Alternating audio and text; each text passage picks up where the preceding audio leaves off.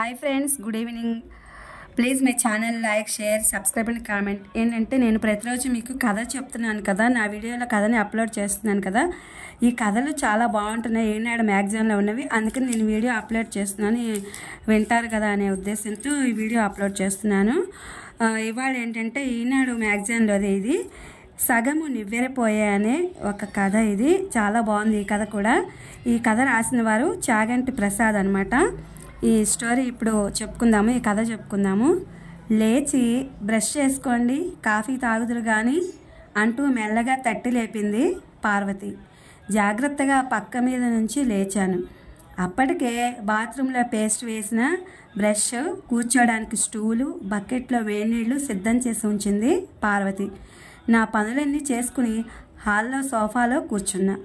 పమిట చెంగుతో వేడి కాఫీ గ్లాసుని టీపాయ్ మీద పెట్టి దాన్ని నాకు దగ్గరగా జరిపింది.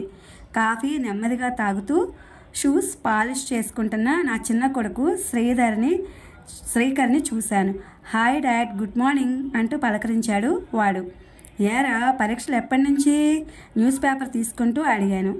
ఏప్రిల్లో ఉండొచ్చు డాడీ, 10వ తరగతి చదువుతున్నవాడు పళ్ళన్నీ బయటపెట్టి నవ్వుతూ అన్నాడు. నేను హాస్పిటల్లో ఉన్నప్పుడు ఇంట్లో ఒక్కడే ఉండి ఎటువంటి బెంగ భయము లేకుండా బుద్ధిగా చదువుకున్నాడు.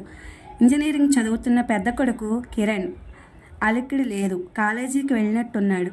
ఆ రోజు నాకు గుండెల్లో నొప్పి వచ్చినప్పుడు సమయానికి అంబులెన్స్ లేకపోతే కిరణ్ నన్ను కారులో తీసుకెళ్ళి హాస్పిటల్లో జాయిన్ చేశాడు. నేను కారులు కొన్న కొత్తల్లో వాడు డ్రైవింగ్ నేర్చుకుంటానంటే ఇప్పుడే వద్దని వారించాను. ఎదిగిన పిల్లాడు కారు డ్రైవింగ్ నేర్చుకుంటే మంచిదన్న పార్వతి చొరవతో వాడు డ్రైవింగ్ నేర్చుకోబట్టి నేను బతికి బట్ట కట్టాను. మీ పిల్లలు ఆణిముచ్చాలని బంధువర్గం పొగుడుతుంటే నాకు గర్వంగా ఉంటుంది. కానీ వాళ్ళిద్దరి పెంపకంలో పార్వతిదే మొదటి స్థానం. నా పిల్లలని చెప్పుకోకూడదు, కానీ వాళ్ళు చాలా క్రమశిక్షణతో బాధ్యతగా ఉంటారు. బై డాడ్ పుస్తకాల బ్యాగ్ భుజాన వేసుకుని స్కూల్కి బయలుదేరాడు శ్రీకర్. చెమట పట్టిన ముఖాన్ని చెంగుతో తుడుచుకుంటూ ఒక బౌల్లో ఓట్స్ తెచ్చి నా ముందు పెట్టిన పార్వతిని చూశాను. ముఖంపై చెదరని కుంకుమరేఖ 2 తెల్ల కలువల మధ్య కమిలిపోయిన ఎర్ర తామరలా ఉంది. మనిషి బాగా చిక్కి వడిలిన మందార మొగ్గలా ఉంది. కుక్కర కూత వినపడగానే మళ్ళీ వంటింట్లోకి వడివడిగా నడిచింది. ఓట్స్ నెమ్మదిగా చెంచాతో తింటున్నాను. నెల రోజుల క్రితం జరిగిన సంఘటనతో పాటు నాలో కలిగిన సందేహాల సముద్రపు కెరటం మళ్ళీ ముంచెత్తడం మొదలయ్యాయి. మనసు వ్యాకులతకు లోనైంది. ఆ రోజు ఆఫీస్ నుంచి ఇంటికి బయలుదేరాను. నడుస్తుంటే గుండెల్లో బరువుగా అనిపించి నడక భారమైంది. ఆయాసంతో పాటు రొప్పు వచ్చి ఊపిరి తీయడం కష్టమైంది. గుండెల్లో ఏదో ప్రాబ్లం అనిపించి బస్టాప్ దగ్గర కూర్చున్నాను. ఆయాసం కాస్త తగ్గిందనిపించింది. ఇంటికి వెళ్ళాక పార్వతికి చెబుదామనిపించినా అనవసరంగా ఆమె కంగారు పెట్టకూడదు ఎందుకని చెప్పలేదు. రేపొకసారి డాక్టర్కి చూపించుకుంటే సరే అనుకుని ఊరుకున్నాను. కానీ తెల్లవారుజామున హఠాత్తుగా గుండెల్లో భరించరాని నొప్పితో పాటు విపరీతంగా చెమటలు పూసాయి. గుండె మొరాయిస్తోందని అర్థమైంది. కంగారు పడుతూ పార్వతిని లేపి చెప్పాను. నన్ను మెల్లగా కుర్చీలో కూర్చోపెట్టి నా నాలుక కింద ఏదో మాత్ర పెట్టి చప్పరించమంది. వెంటనే కిరణ్ని లేపి కారులో దగ్గరున్న హాస్పిటల్కి తీసుకెళ్ళింది. ఎమర్జెన్సీలో కొన్ని టెస్టులు చేసిన తర్వాత హార్ట్ అటాక్ అని నిర్ధారించి ఐసీయూకి తరలించారు. నాకు అవసరమైన ట్రీట్మెంట్ అందే వరకు పార్వతి విశ్రమించలేదు. కొంతమంది ఫ్యామిలీ ఫ్రెండ్స్కి, ఆఫీసులో వాళ్ళకి ఫోన్లు చేసి జరిగింది వాళ్ళకి తెలియపరిచింది.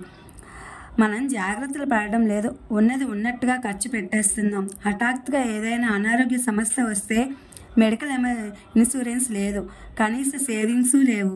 ఈ సిటీలో హాస్పిటల్కి వెళ్ళవలసి వస్తే అయ్యే ఖర్చులు తట్టుకునే స్థాయి మనకు లేదు అని భయపడుతూ నా ఆరోగ్యం జాగ్రత్తగా చూసుకోమని పరోక్షంగా చెప్పేది పార్వతి. మనం ఇంకా చిన్నవాళ్ళం, భయపడే రోగాలు ఏమీ రావులే అంటూ కొట్టి పారేసేవాడిని. కనీస వ్యాయామం లేని జీవనశైలి, ఒళ్ళు వంచి నా పని నేను చేసుకొని మితిమీరిన బద్ధకం వలన పొట్ట బరువు పెరిగి రక్తనాళాల్లో కొవ్వు పేరుకుపోయి గుండె మొరాయించింది. ఇప్పుడు బాధపడి ప్రయోజనం ఏముంది? పరిస్థితి బైపాస్ వరకు వెళ్ళింది. సర్జరీ అయ్యాక రూముకు మార్చారు. మొదటి రోజున నా చెల్లెలు సుజన, పార్వతి, తమ్ముడు, అతని భార్య వచ్చి వెళ్ళిపోయారు. సుజన 4 రోజులు పోయాక మళ్ళీ చూడడానికి వచ్చింది. తిరిగి వెళ్ళిపోతూ, ఆ రోజు నిన్ను చూసి అందరం ఎంత కంగారు పడ్డామోరా, మా ఎవ్వరికి ఏడుపు ఆగలేదు. మీ బావగారు కూడా చాలా బాధపడ్డారు. అదేం చోద్యము, మీ ఆవిడ కంట్లోంచి ఒక్క నీటి చుక్క కారితే ఒట్టు అంటూ చీర కొంగుతో ముక్కు తుడుచుకుంది నాటకీయంగా.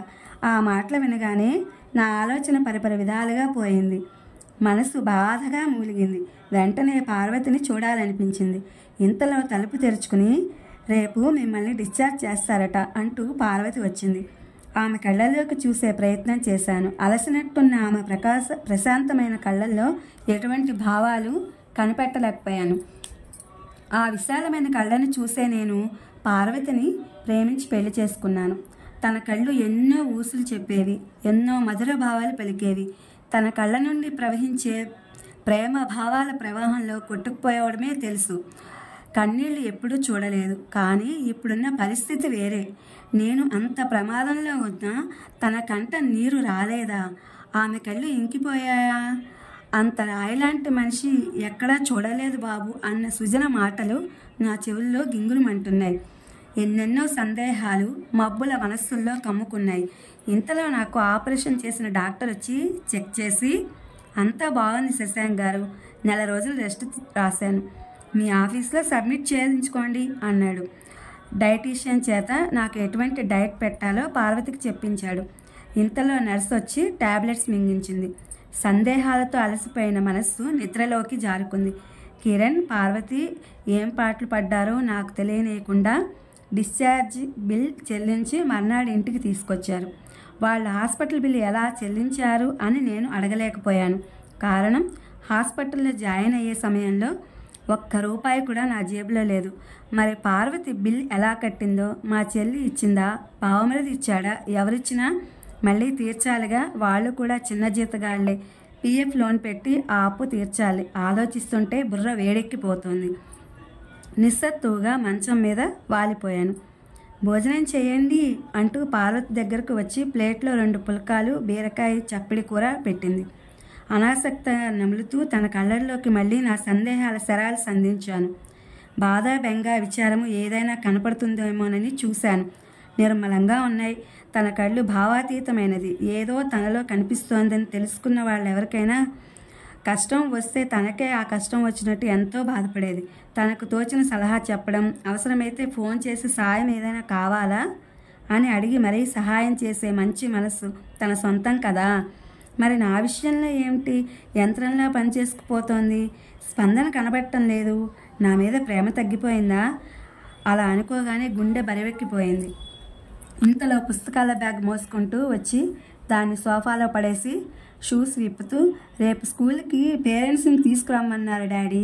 స్కూల్ టాపర్స్ పేరెంట్స్ ఒక్కళ్ళనే ఇన్వైట్ చేశారు అన్నాడు శ్రీకర్. మేమెందుకురా విసుక్కున్నా. ఏమో మరి తెలియదన్నట్టుగా చేతులెప్పి బాత్రూంలోకి దూరాడు. ఏదైనా ఇంపార్టెంట్ అవ్వచ్చు, మీరు రాలేరు, నేను వెళతాను అని చెప్పి తన పనిలో పడిపోయింది పార్వతి. తెల్లవారుజాము 5 గంటలు కావస్తోంది. వంటింటి సామాను చప్పుళ్లకు లేచాను. తలార స్నానం చేసిన పార్వతి వంటగదిలో కనబడింది. నా చూపు దేవుడి గది వైపున మళ్ళింది. మందిరంలో దీపం వెలిగించినట్టుంది. దీపపు కాంతి పరావర్తనం తన పసుపుపచ్చ మేనిపై ప్రతిఫలిస్తోంది. దేవదేవుడు చిరునవ్వులు నవ్వుతున్నట్టుగా కనిపించాడు. పార్వతి పెద్దగా పూజలు చేయదు, కానీ క్రమం తప్పకుండా పూలతో దేవుణ్ణి అలంకరించి దీపం పెట్టి తన పనిలో నిమగ్నమవుతుంది. మన బాధ్యతలు సక్రమంగా నిర్వర్తిస్తూ మనస్ఫూర్తిగా భగవంతుణ్ణి ఒకసారి తలుచుకుంటే చాలు, అంతా ఆయనే చూసుకుంటాడు అంటుంది. చూపు పార్వతి మీదకు మళ్లించాను. కట్టుకున్న పసుపు కాటన్ చీరలో మంచులో తడిసిన సింహాచల సంపెంగలా ఉంది. నుదుటి మధ్య ఉదయాలన బింబంలా కుంకుమ మెరుస్తోంది. శ్రీకర్ స్కూల్ ప్రోగ్రాంకి వెళ్ళాలని కాబోలు హడావిడి పడుతూ నా కోసం, పెద్దాడి కోసం టిఫిను భోజనం సిద్ధం చేస్తున్నట్టుంది.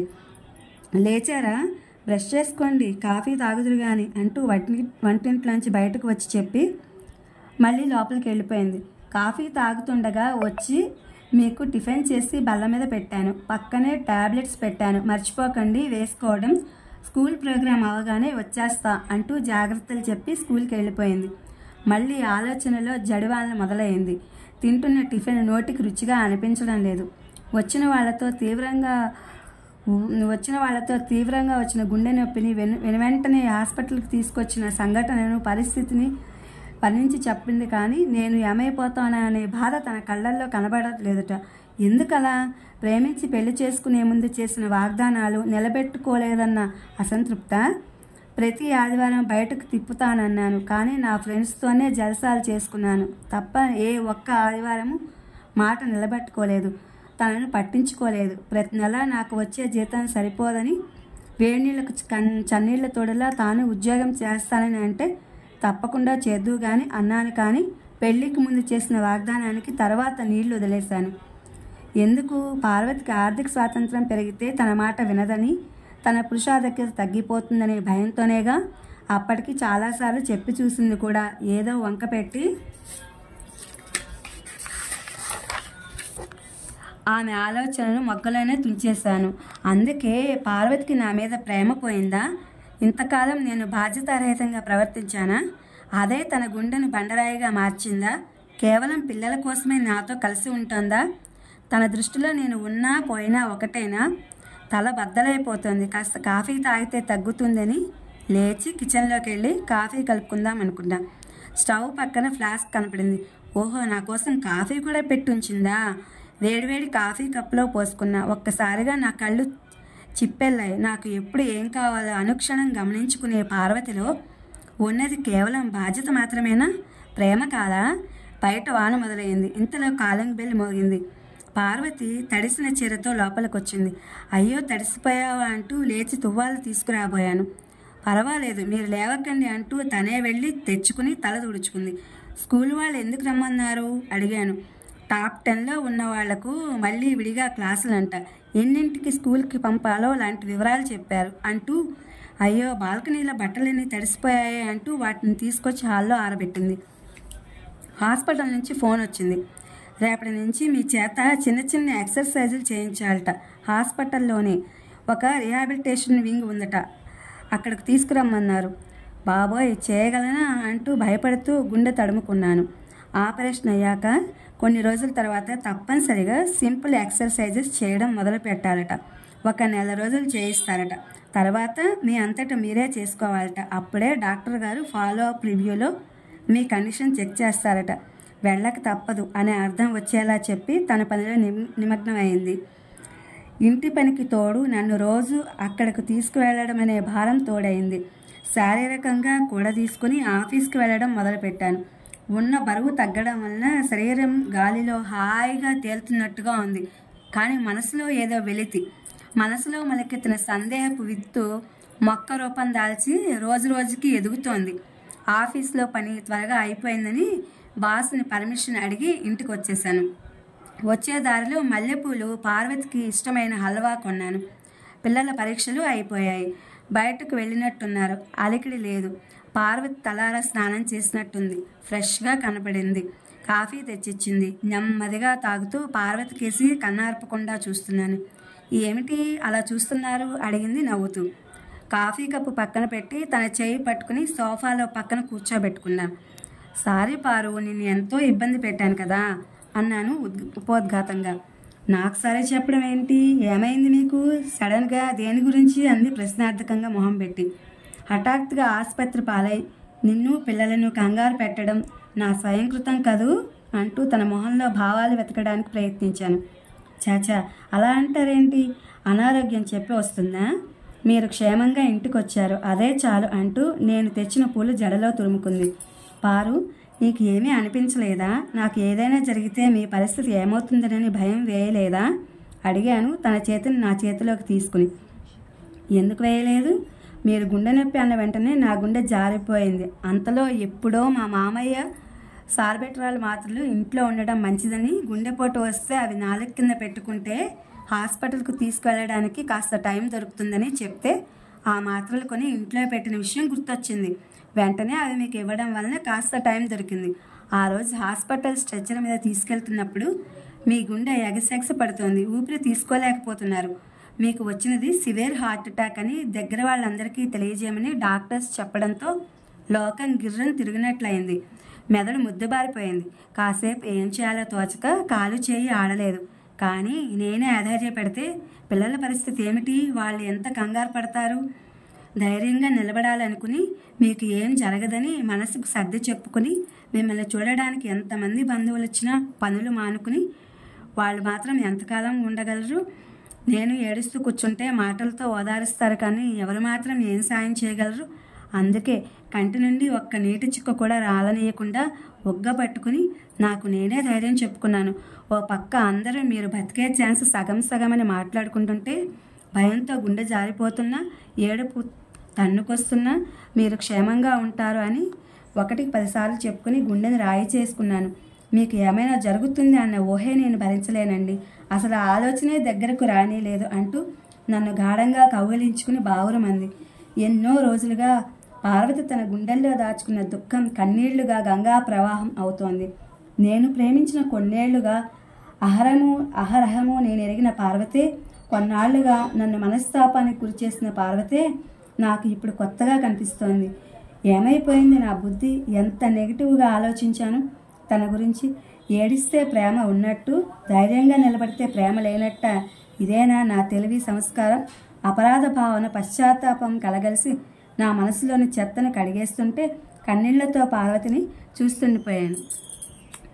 ఇది ఫ్రెండ్స్ ఈ కథ సగము నివ్వెరపోయే. ఎంత బాగుందో చూడండి. భార్యాభర్తల అనుబంధంలో ఎలాంటివి ఉంటాయో, మధ్యలో వాళ్ళు ఎలాంటి మాటలు మాట్లాడతారో, ఆరోగ్య పరిస్థితులు ఉన్నప్పుడు ఎలా ఉంటాయి అనేది ఈ కథ చాలా బాగుంది కదా. అందుకనే నేను ఇది వినిపించడం కోసమని వీడియో తీశాను. Please my channel like, share, subscribe and comment. Thank you for watching. Thank you for our support.